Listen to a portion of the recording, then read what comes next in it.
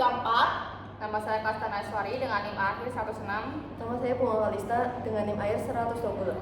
Saya Claresta Zalfa Kaulika dengan NIM digit terakhir 115. Saya Dina Febriani dengan NIM terakhir 119. Saya Aulia Putri Sabina dengan NIM terakhir 41. Saya Dia Salsabila Febriana dengan NIM akhir 124. Saya Alfa Kamilia dengan NIM akhir 136. Saya Kanservi Hafizah dengan NIM akhir 015. Saya Indi Kumala dengan NIM akhir 108. Saya Aprilia Putri dengan NIM terakhir 135. Selanjutnya, saya akan menjelaskan sumber historis, sosiologis, dan politik tentang konstitusi dalam kehidupan berbangsa dan negara Indonesia. Yang pertama, konstitusi adalah seperangkat norma dan prinsip dasar yang mengatur struktur pemerintahan serta hubungan antar negara dan warga negara Indonesia. Konstitusi yang berlaku adalah Undang-Undang Dasar 1945, UUD tahun 1945 yang menjadi hukum tertinggi dan dasar bagi semua peraturan perundang-undangan. Contoh, konstitusi tertulis di Indonesia adalah Undang-Undang Dasar 1945 yang mengatur berbagai aspek pemerintahan termasuk pembagian kekuasaan antara lembaga legislatif, eksekutif, dan yudikatif. Baik, selanjutnya yaitu ada hakikat sumber historis. Hakikat sumber historis di Indonesia mencakup perjalanan panjang sejarah, perjuangan kemerdekaan, dan pembentukan negara. Sejarah perjuangan yaitu proses kemerdekaan Indonesia yang dimulai pada tahun 1945 melibatkan berbagai elemen masyarakat yang memiliki latar belakang berbeda. Undang-Undang Dasar 1945 lahir sebagai hasil kompromi antara berbagai kepentingan politik, sosial, dan budaya.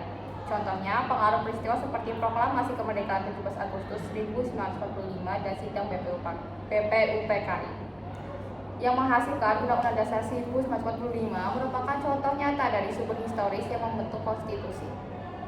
Selanjutnya ada hakikat sumber politik. Hakikat sumber politik berkaitan dengan kekuasaan dan struktur pemerintahan yang diatur dalam konstitusi. Pembatasan kekuasaan, konstitusi berfungsi untuk membatasi kekuasaan pemerintah agar tidak bertindak sewenang-wenang. Ini penting untuk menjaga demokrasi dan keadilan. Contohnya, pembagian kekuasaan antara eksekutif, legislatif, dan yudikatif dalam Undang-Undang Dasar 1945 adalah contoh dari pengaturan politik yang bertujuan untuk mencegah konsentrasi kekuasaan. Selanjutnya, faktor-faktor yang mempengaruhi konstitusi. Faktor-faktor yang mempengaruhi konstitusi di Indonesia meliputi yang pertama, historis. Sejarah perjuangan kemerdekaan Indonesia berperan besar dalam pembentukan Undang-Undang Dasar tahun 1945. Yang kedua, sosiologis.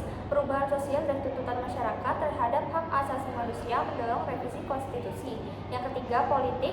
Dinamika politik nasional termasuk perubahan rezim dan kebijakan pemerintah mempengaruhi isi dan penerapan konstitusi. Contohnya, reformasi tahun 1998 mendorong perubahan signifikan dalam Undang-Undang Dasar tahun 1945 untuk meningkatkan demokrasi dan transparansi pemerintahan. Untuk selanjutnya ada sumber historis, sosiologis, dan politik tentang konstitusi dalam kehidupan berbangsa Indonesia. Berdasarkan sumber historis, konstitusi merupakan aspek penting dalam kehidupan berbangsa dan bernegara. Konstitusi juga berfungsi untuk membagi kekuasaan dalam negara yang didasarkan pada fungsi konstitusi, yakni membagi kekuasaan dalam negara. Dalam konstitusi dapat dimaknai sebagai seperangkat peraturan dalam bab ketiga yang memuat mengenai kekuasaan pemerintahan negara yang juga berkaitan dengan pembatasan kekuasaan pemerintahan. Sebagai contoh, yang pertama ada pasal 4 ayat 1 yang berisikan pedoman bagi presiden dalam memegang kekuasaan pemerintahan. Yang kedua ada pasal 6 ayat 1 yang berisikan syarat-syarat yang harus dipenuhi calon presiden dan calon wakil presiden. Yang ketiga ada pasal 7 yang berisikan pembatasan masa jabatan presiden dan wakil presiden. Yang keempat ada pasal 7A dan 7B memberhentikan presiden dan wakil presiden dalam masa jabatannya. Selanjutnya, fungsi sumber historis, sosiologis, dan politik tentang konstitusi dalam kehidupan berbangsa negara Indonesia.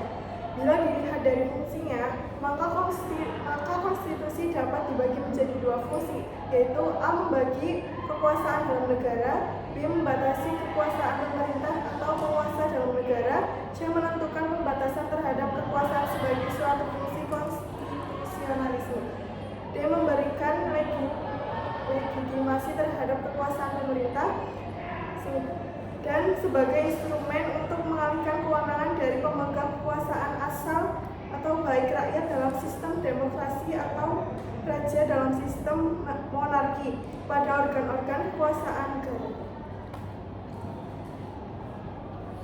Yang selanjutnya, konstitusi di Indonesia. Yang pertama ada konstitusi tertulis. Konstitusi tertulis adalah dokumen resmi yang memuat aturan-aturan dasar dan prinsip-prinsip yang mengatur pemerintahan negara secara tertulis. Di Indonesia, konstitusi tertulis adalah Undang-Undang Dasar Negara Republik Indonesia tahun 1945. Yang kedua ada konstitusi tidak tertulis. Konstitusi tidak tertulis adalah norma-norma dan kebiasaan yang diakui dan dijalankan dalam praktik ketatanegaraan, tetapi tidak dituangkan secara eksplisit dalam dokumen resmi. Di Indonesia, konstitusi tidak tertulis mencakup adat istiadat, kebiasaan, dan praktik yang diakui dalam penyelenggaraan pemerintah dan kehidupan bernegara, meskipun tidak tercantum dalam UUD 1945.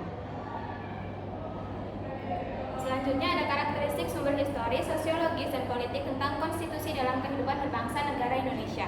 Karakteristik konstitusi di Indonesia itu meliputi tertulis. Konstitusi ini dituangkan dalam bentuk dokumen resmi seperti Undang-Undang Dasar 1945. Lalu fleksibel. Meskipun UUD 1945 dapat diamandemen, beberapa bagian seperti pembukaan tidak boleh diubah. Yang ketiga, normatif, menyediakan pedoman hukum yang jelas bagi semua lembaga negara dan keluarga negara. Contohnya, Undang-Undang Dasar 1945 mengalami beberapa amandemen untuk menyesuaikan dengan perkembangan zaman, tetapi tetap mempertahankan nilai-nilai dasar yang terkandung dalam pembukaannya. Selanjutnya, dinamika dan tantangan konstitusi dalam kehidupan berbangsa negara Indonesia.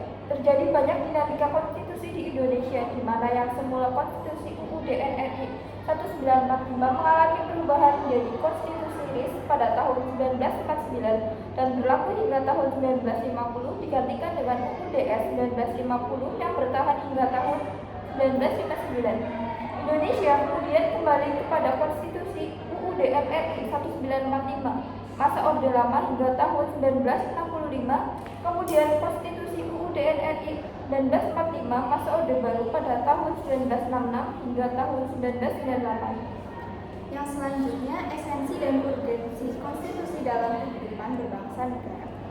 Makalah konstitusi sebagai lembaga yang berwenang dalam hal ini menjalankan pengujian konstitusionalitas undang-undang terhadap warga negara secara individu maupun kelompok juga dapat mengajukan pengajuan konstitusional terhadap undang-undang yang bertentangan dengan UUD NRI 1945 ke Mahkamah Konstitusi. Sekian presentasi dari kelompok kami. Bila ada kekurangan, mohon maaf. Wassalamualaikum warahmatullahi wabarakatuh.